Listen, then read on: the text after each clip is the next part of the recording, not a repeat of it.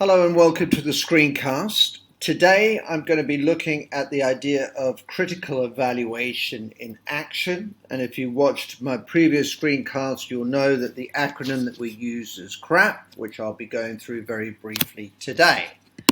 And so by the end of this screencast I'm hoping that you will be able to evaluate how effectively students have used techniques of critical evaluation. Okay, so we'll be looking in the screencast at real EPQ reports, and I've taken paragraphs out, and it's up to you to see how successfully the students have managed to do this.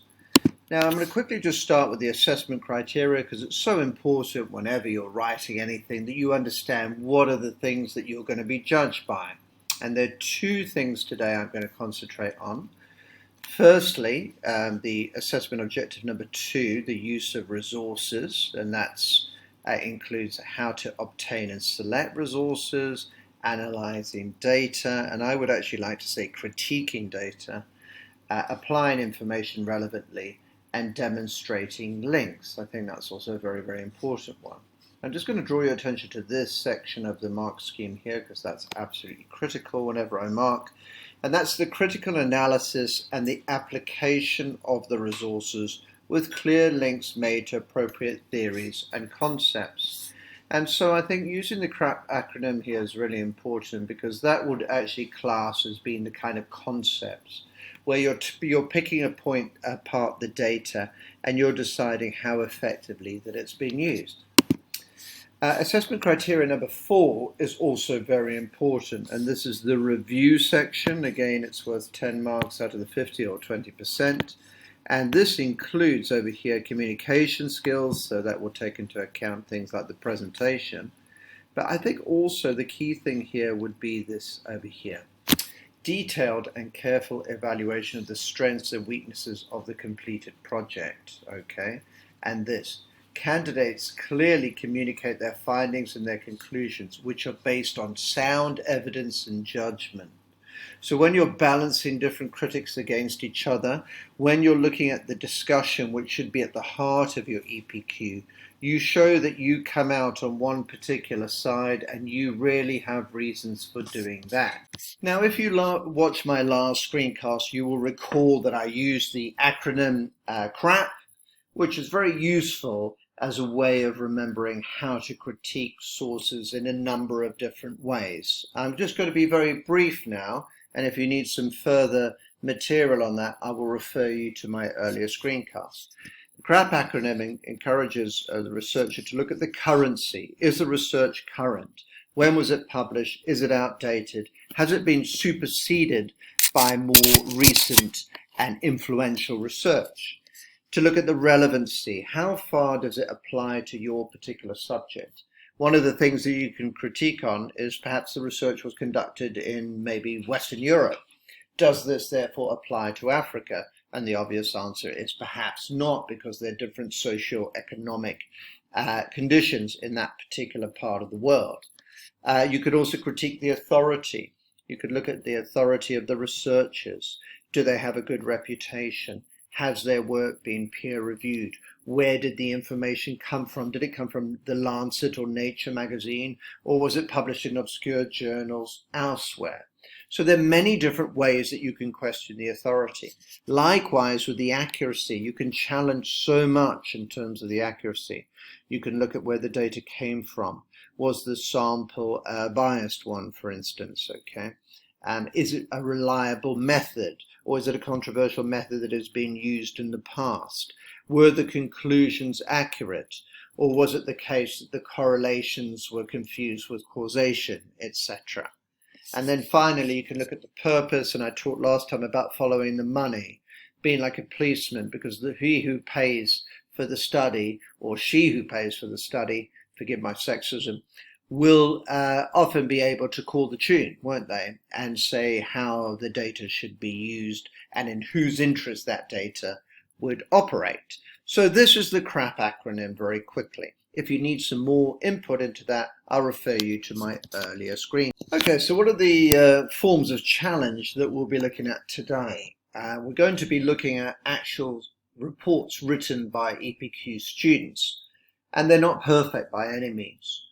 And as I said in the beginning, the actual purpose of this screencast is for you to judge the quality of the critique, because sometimes they are a bit imperfect.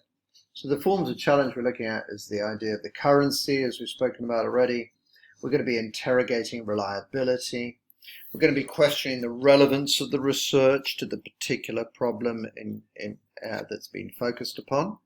We'll be questioning the methods of data collection. We'll also be looking at sample size and the idea of insufficient evidence to draw the conclusions that the study does. We'll be looking at the absence or lack of peer review, and we'll also be looking at challenges from other experts or specialists in the field. And just like the last point here, we'll be looking at how excellent it is to use rival studies against one another and cross-reference between them in order to critique those studies. And as we said before, bias and funding is always something to think about, the issue of money. Okay, so the first EPQ we'll look at has a very interesting title. To what extent does our lack of understanding of schizophrenia contribute to its associated social stigmas? Okay, so quite a complex one. Think about that. Our lack of understanding of schizophrenia, how does that make the perception of schizophrenia worse in the community? How does it make it more stigmatized? Okay, well, let's have a quick look now. And here's our first student. Now, what I suggest you do is that you first of all pause the screencast and read this paragraph. That's what I'm going to do now. Okay, so you've had some time to look at that, and you will see from my title that I've chosen this first particular paragraph because it challenges the currency of the study. Let's have a quick look at how that works. Schizophrenia has been researched for years, and many studies showed the effects of various factors, such as Mann in 1964, Oliver 2002, and Torrey and Bowler in 1990, Gross in 2005, who both studied the effects of environmental influences, and Gershon and Ryder in 1992, Gross 95, who studied the biological influences. These studies have been conducted by trained professionals. The researchers will have strived to make these studies reliable so as to ensure producing valid results.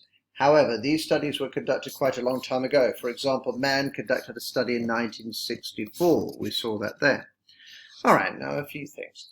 Firstly, that's a very valid point, isn't it, that 1964 is perhaps outdated.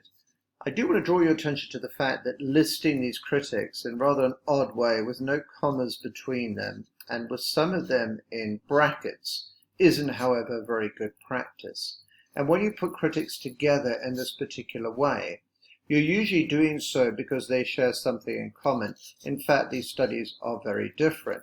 So in terms of the actual technical accuracy of using these critics, I am not really a great admirer of this particular paragraph. I think the fact that Mann's criticism in 1964, the idea that is not current, is a valid one. However, and I won't even point out the terrible spelling mistake there, however, what I want to say is this idea of producing valid results and the fact that they're trained professionals who have strived to make their studies reliable. There's some truth in that, but far too much credibility is given to them. We know that in all kinds of research, so-called trained professionals have made mistakes. So as far as I'm concerned, that is the misattribution of authority. So whilst I think the challenge of currency is valid, I think the giving these trained professionals so much authority is not. Now let's move on to our second one. Once again, I would encourage you quickly to pause the screencast so that you can read the paragraph. This is an interesting paragraph and a complex one. There are multiple challenges, as I say here, beginning with the idea of currency. Studies and research examining the dopamine hypothesis are relatively recent, with the majority of these research studies being conducted in the 21st century. For example, in dopamine supersensitivity correlates with D2 high states, implying many paths to psychosis, Perlmutter, 2005, and the dopamine hypothesis, Abigagam, 2010, the results and conclusions produced by these research studies are more likely to be valid than the studies conducted before new research techniques and procedures were available, such as that in Timons and Hamilton, 1990. Although these studies have still produced pertinent results, which have been helped further by new research, the authors of the articles and researchers who conducted the experiments are certified psychologists, biochemists, and other trained professionals. Now, two things. Again, I think that the challenge of saying that this research is more current is valid, especially as they identify a specific technique, which means that the results of this study are more likely to be reliable. I do think it needs a sentence or two explaining what that technique is and validating the idea that this technique has produced greater reliability. Once again, though, I'm a little bit disturbed by this kind of belief in certified people and credentialism, etc., which simply means that if you've got a PhD from Harvard or Oxford, we should simply believe in what you're going to say. So again, I'm a little bit worried about that, okay? I think ending the paragraph with this statement, all the other research studies used in this essay are relevant to the work and have greatly informed further research into the dopamine hypothesis. Again, I'm troubled by the fact that this seems kind of quite unclear and generalized. So I don't feel that that really is an affirmation of the relevance of it. So once again, a mixed reception to that particular student's attempt to use critical evaluation. Okay, moving on to a different EPQ report. This one is entitled The Psychological Effects on Adopted Children. Well, let's have a look at some of the critical evaluation in action here. And I've called this one Evaluating the Sample. Before I actually go on to that piece of critique, I want to draw your attention to something else. Even with the ongoing studies and studies being re-evaluated, it has been found to be extremely difficult to come to any sort of conclusion about whether or not adopted children are more at risk of psychological problems than non-adopted children. Now, I find that a very good opening, and I want to remind you that it's a hallmark of academic writing to use hedging, and that is use devices that show there isn't certainty. And that's what you'll find whenever, especially in fields like psychology, that there will be so much disagreement between studies, and that's what they're looking for in this EPQ, a kind of recognition that there will be competing studies, and it will be your job to kind of put them next to each other and see which ones seem to be the better. And now let's move on to the critique of the sample. The sample was drawn from a mixture of boys and girls aged between 6 and 11, and the data was taken from ratings on the child adjustment to the household in regards to H. child behavior profile. Thomas H. used the child behavior checklist to profile his sample of boys between 6 and 11 years. Now, why I like this one and why I put it into the screencast here is that this particular student looked into how the sample was compiled and how that sample was then evaluated. Now, of course, if you do this, then you will be able to see the strengths and the weakness of how that sample was compiled and how then in turn that data was treated. Here, number 5, I've said challenging the methodology. The findings of the reanalyzed data showed that the adopted children in the clinical samples were more likely to develop personality disorders and possible learning difficulties, such as ADD, than non-adopted children. However, the non-clinical sample showed less stable, less conclusive data, meaning that either the samples of children or the analysis of the data had been incorrectly collated or analyzed. So here the student has gone and dug deep into the study and looked for inconsistencies.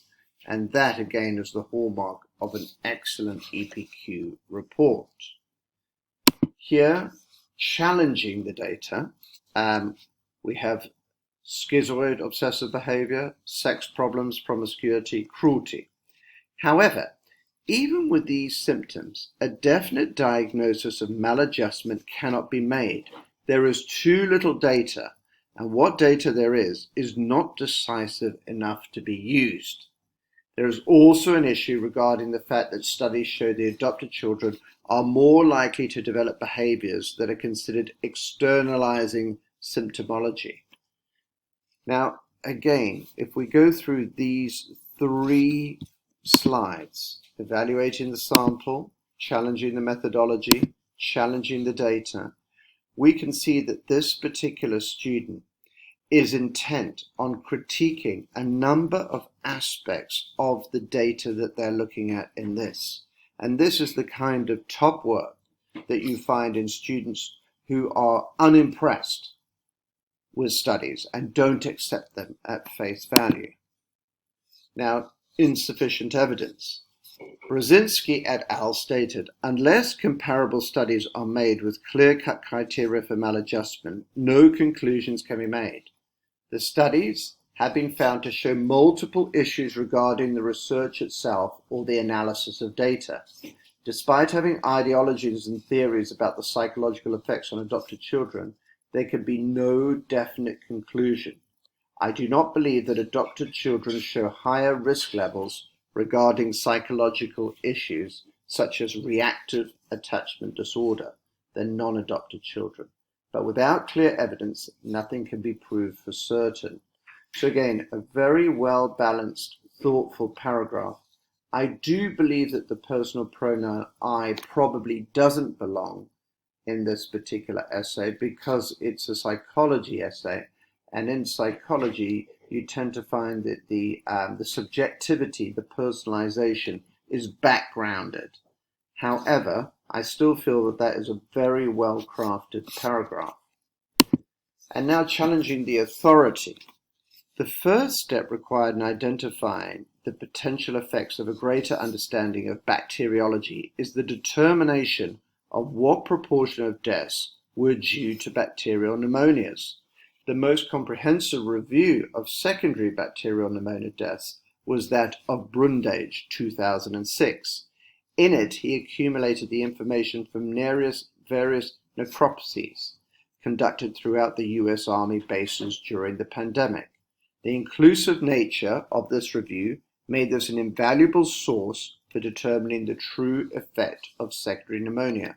Furthermore, the authority of Brundage in the US Army Public Health confirms it is a trustworthy source. My feelings are mixed about this.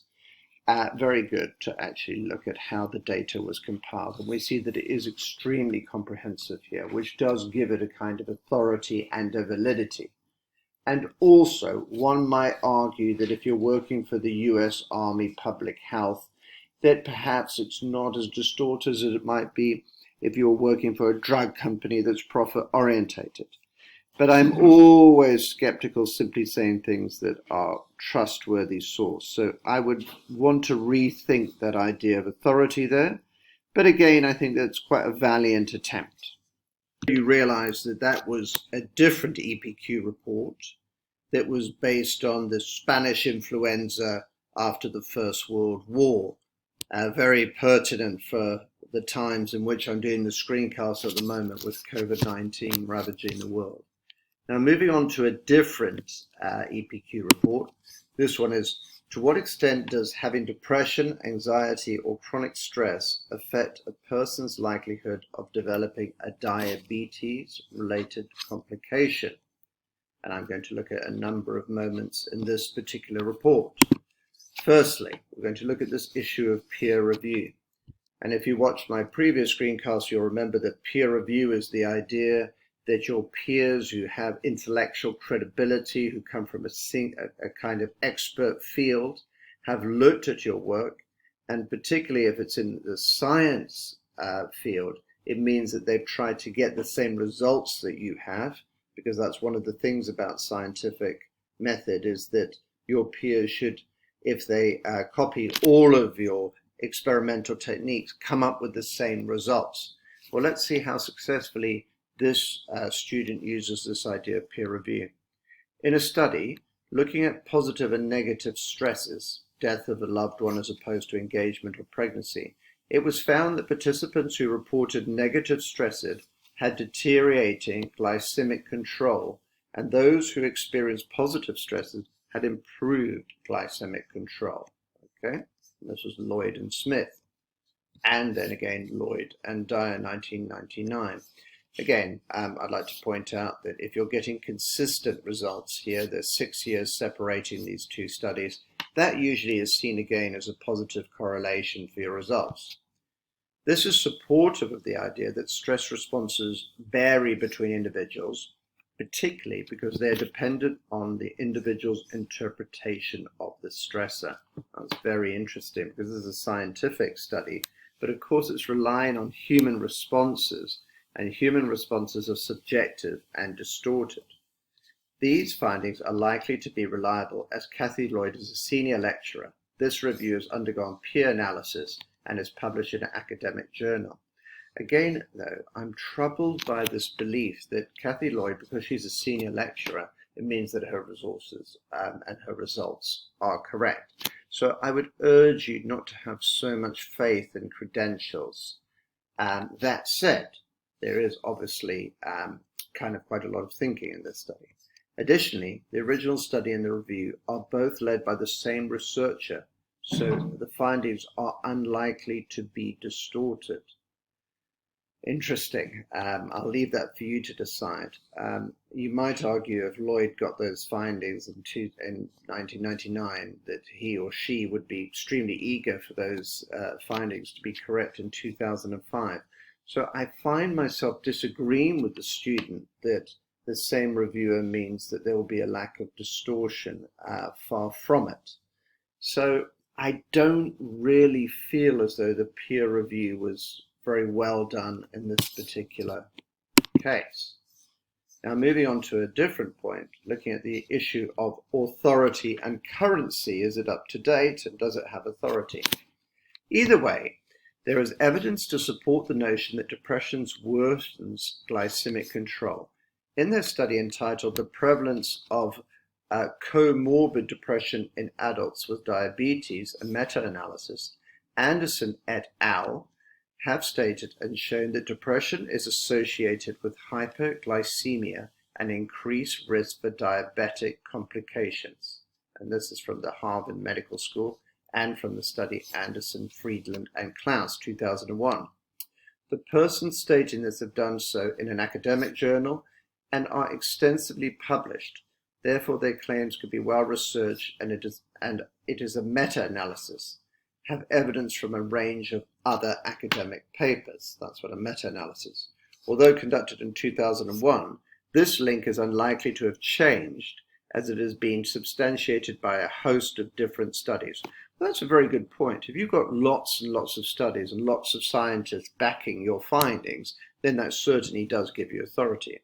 Other evidence in the form of meta-analysis by Groot et al., which found that depression had small to moderate effects on most complications. Note that this study utilized correlational designs, which meant that it couldn't establish cause and effect relationships. Another meta-analysis, this time by Kujpers and Smit, found that depression increased mortality among diabetic patients. This finding was for all-cause mortality. So although it does not specifically indicate that the depression increased the risk of complications among these individuals, it does suggest that it had an adverse effect on their health. So what I think is good in this particular paragraph is that this student is lining up different studies, showing how diverse they are, and establishing a pattern of a connection between bad mental health and diabetes. It's not expertly done. However, when we look at this one paragraph at the range of studies and the fact that the student is able to identify this pattern, I think shows a good understanding of how authority works. And it also, as I say, touches upon currency. Now, one last one. I wanted to draw your attention to the fact that whereas this particular paragraph is clearly part of the report, it is very desirable to also put critical evaluation into your production log. And sometimes in some of these essays, especially when a student is talking about where the researcher comes from and how many studies they've done, it might be a better idea to have a separate sheet in which you discuss things like authority and the qualifications of the researcher, and not necessarily put that into the EPQ report. And of course, you can also put it into the production log. Here's a student writing.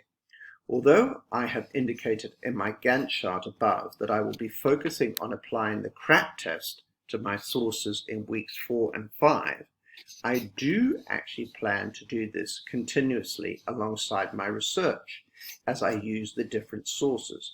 Therefore, during week 4 and 5, I will compile my CRAP test and look at areas where there are consistent strengths and weaknesses so that I can ensure I'm using a range of sources that will provide my research with depth and credibility. Now, this is very good. The student is going to be earning marks on AO1 because the plan is excellent. We see that this particular student has SMART targets. They've identified them and they've made them time-bound, and there's a precision to them. And also, of course, they're going to score marks for the critical evaluation of sources, because this is further evidence for the marker that this student is reading the studies with a critical lens, trying to evaluate and take them apart.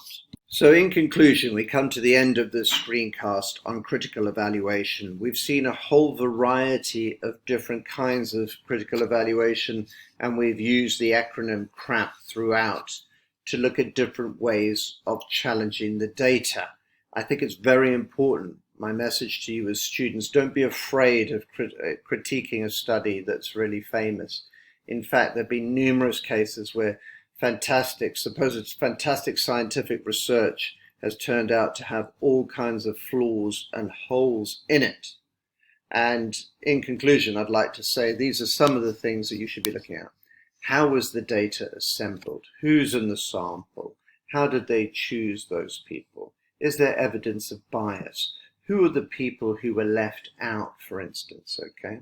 So always be on the lookout for bias. We've talked before about money and the importance of money because, again, the person who pays for the research often gets the results that they want. Highlight debates and uncertainty in science and in all research for that matter. A lot of what we've looked at today is psychology, and it's absolutely striking how psychologists can get completely different results studying the same phenomena. And that's a very interesting thing that you will find in virtually every discipline. And so the EPQ is something in which you should find that debate, find that uncertainty, and that's where your real analysis will come from, is your ability to kind of measure which side of the debate seems to be stronger. We've emphasized today, haven't we, peer review, and how important that is, that other people in your field with credibility have checked your results. And we've seen in some of the EPQs today the power of establishing patterns in research. So if a variety of researchers find a trend, that can be very, very significant. However, it's also worth remembering that people do make mistakes, and consensus doesn't mean truth. Everybody believed the world was flat for centuries. That didn't make it true, did it? So therefore, authority is very complex. And in some of the students' work today, I was kind of troubled by their deference to authority. Such and such had a PhD, therefore they must be right. And somebody comes from Harvard. So I don't think that that's what authority means. Yes, having kind of expertise and qualifications does give you perhaps more insight, but those people make mistakes too, as history will show us. And finally, very importantly, critical evaluation can be present in many parts of your EPQ. Some students seem to think it's only in the report that you will use critical evaluation. But I want to remind you that you can use an appendices, so you can do a table that shows that you used a critical evaluation of your sources, and you can put that in as appendices. You should and must talk about the process of critical evaluation in your production log. And you should put it into your Gantt chart or into your timetable, your project plan. You can also, of course, discuss this in your presentation, because for many of us, we have a eureka moment where we read that study that really opens our eyes and gives us the argument that we look for. So it's very important that you show that your EPQ process is absolutely saturated in critical evaluation. And I'm going to end by saying, when I look for the top EPQ reports, it is this skill that I believe that is the most valuable. Good luck on your EPQ journey, and thank you for listening.